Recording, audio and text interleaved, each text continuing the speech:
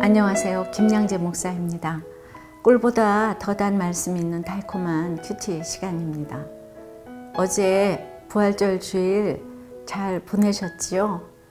부활의 주님은 죽음을 이기시고 평강을 선물로 주셨습니다. 삶의 파도가 밀려올 때 부활의 주님을 붙들고 안식하세요. 주 안에서 안식할 때 평강이 찾아올 거예요. 오늘 하루 사망 권세를 이기시고 부활하신 주님의 기쁜 소식을 전하는 성도가 되길 소망하며 달콤한 큐티를 시작합니다.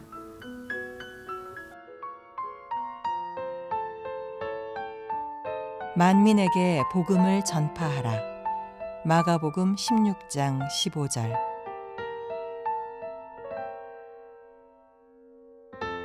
또 이르시되 너희는 온 천하에 다니며 만민에게 복음을 전파하라.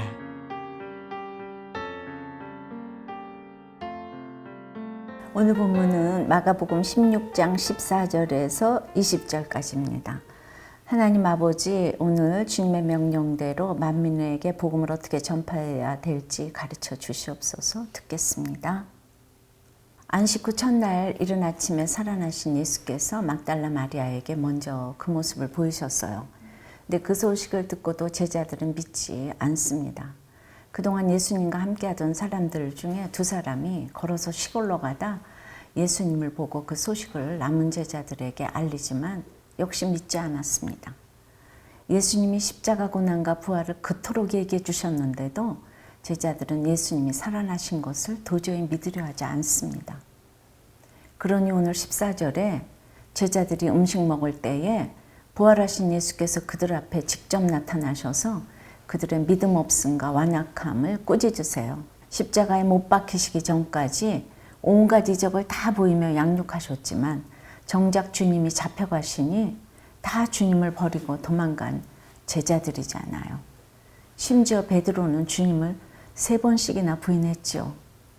그러니 주님께 야단을 맞아도 쌉니다.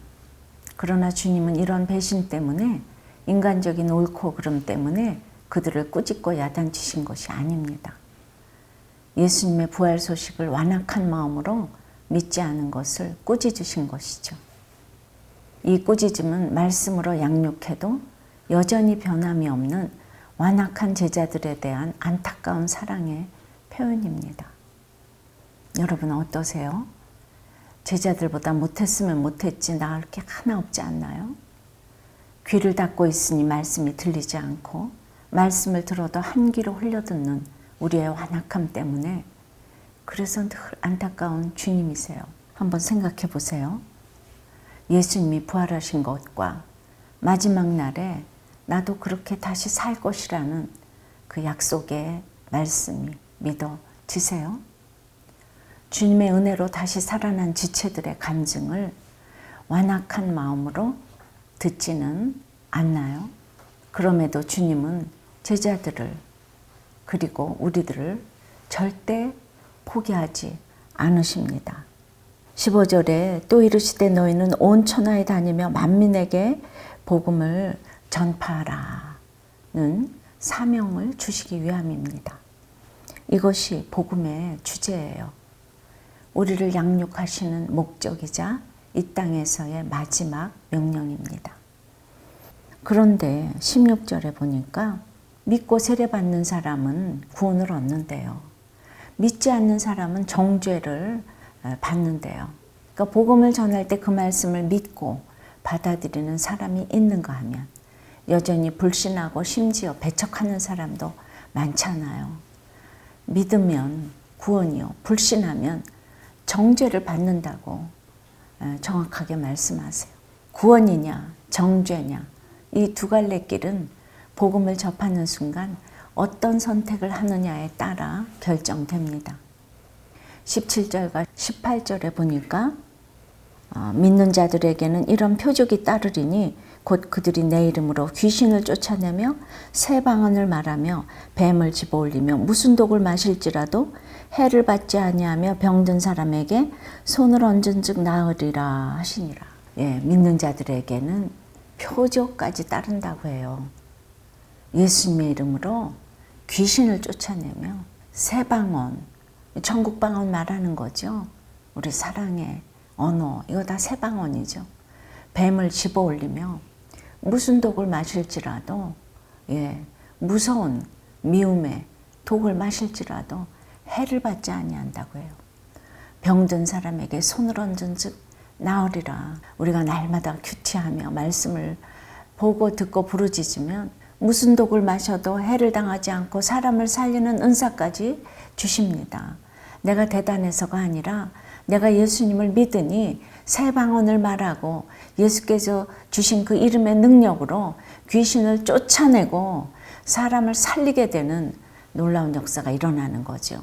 그 새 방언은 무엇이겠습니까? 내가 주님을 믿고 말씀대로 믿고 살고 누리니 천국의 언어를 저절로 쓰게 되는 것이에요.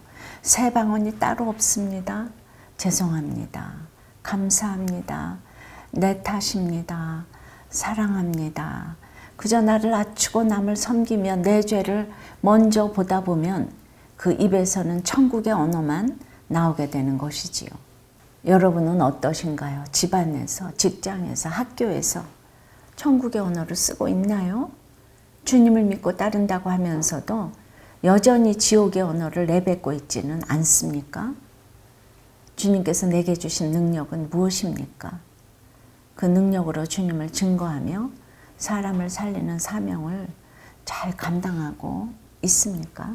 19절에 보니 주 예수께서 말씀을 마치신 후에 하늘로 올려지사 하나님 우편에 앉으시니라. 주님은 종의 몸으로 이 땅에 오신 모든 목적을 다 이루시니 하늘로 올려지고 아버지 하나님 우편에 앉으십니다. 이처럼 구원을 위해 하늘의 미랄이 되어 죽어지고 썩어지면 하늘나라 우편의 상이 기다리고 있는 것입니다. 여러분은 어떻습니까? 이 생에서의 상만 바라다가 하늘나라와는 점점 더 멀어져 가고 있지는 않은지요. 그리고 20절에 보니 제자들이 나가 두루 전파할 때 주님께서 함께 역사하시면 그 따르는 표적이 있다고 해요. 그 표적으로 말씀을 확실히 증언하신답니다. 이제 제자들은 예수님이 곁에 계시지 않아도 주님의 말씀에 순종하여 복음을 두루 전파합니다. 그러니 주님이 함께 역사하시며 그 따르는 표적으로 말씀을 확실히 증거하였다고 해요. 그렇습니다. 내 능력이 아무리 부족하고 내 삶이 아무리 고달프고 힘들어도 내가 주님의 말씀에 순종하여 십자가 지는 적용을 하면 그것이 표적이 되어 말씀을 확실히 증거하는 삶이 됩니다. 자녀가 속을 썩이고 배우자가 집을 나가고 실직하고 사업이 망해도 요동치 않고 내 자리를 지키며 복음 전파의 사명, 구원의 사명을 감당하면 주님이 함께 역사해 주십니다. 내 안에 거하시는 성령님이 나와 함께 일하시기에 표적을 보이는 인생이 되는 것입니다. 한번 묵상해 보실래요? 복음을 위해 구원을 위해 내가 짊어져야 할 십자가는 무엇입니까? 주님이 함께 역사하심으로 내 삶의 표적이 나타난 적이 있습니까? 그것은 무엇입니까?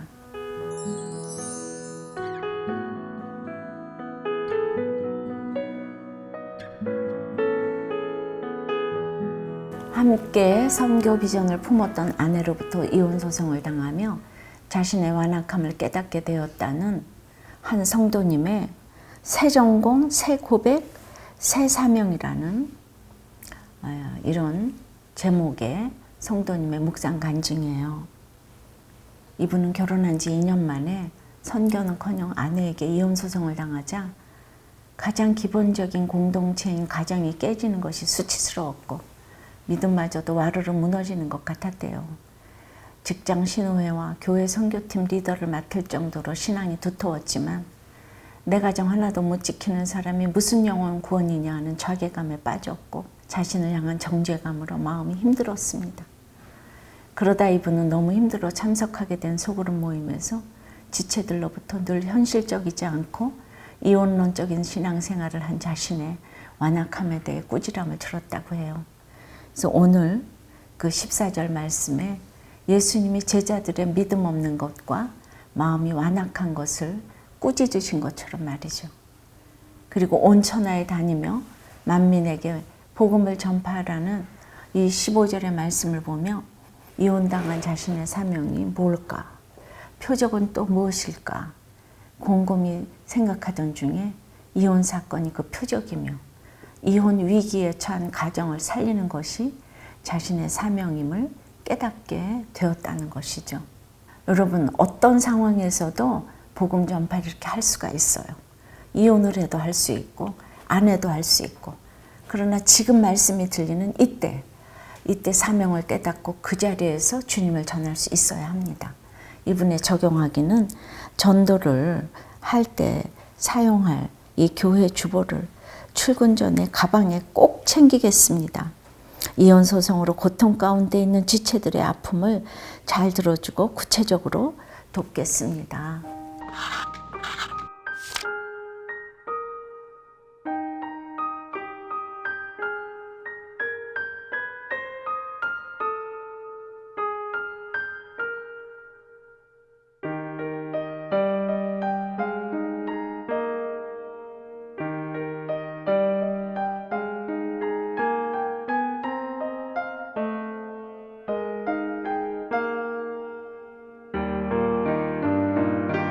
오늘로써 마가복음 큐티를 마칩니다.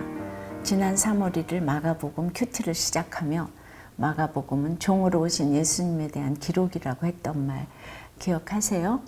예수님은 그렇게 종으로 오셔서 우리를 말씀으로 사랑으로 양육하시고 오늘 믿는 자들에게 표적을 주시며 온 천하에 다니며 만민에게 복음을 전파하라는 사명을 주십니다. 내가 말씀대로 살아갈 때 내 삶 자체가 표적이 되고 사람 살리는 사명을 잘 감당하게 될 줄 믿습니다. 그렇게 살아갈 때 하나님 우편에 앉아 계신 예수님의 영광을 보게 될 것입니다. 기도드리겠습니다. 아버지 하나님, 아직도 완악한 그 제자들에게 마지막까지 양육을 해주시는 주님은 이제 온 천하에 두루다니며 복음을 전파하라고 사명을 주십니다. 주님, 3번이나 저주까지 하며 부인한 베드로에게 이렇게 복음 전파의 사명을 주시듯이 수없이 주님을 부인했지만 저에게도 우리에게도 이 복음 전파의 사명을 주십니다. 내가 말씀을 전하고 표적이 따르는 삶을 살 때에 모든 사람들이 그 예수님의 말씀을 우리가 증언하게 되는 놀라운 역사가 일어나게 될 줄을 믿습니다. 종으로 오신 예수님께서 이렇게 삶을 다 마치셨을 때 보좌 위에 앉으신다고 하셨사오니 우리도 주님의 명령 순종하여서 다 순종할 때에 놀라운 역사로 하나님 나라 보좌 우편에 앉게 될 줄을 믿습니다. 예수 그리스도 이름으로 기도드리옵나이다. 아멘.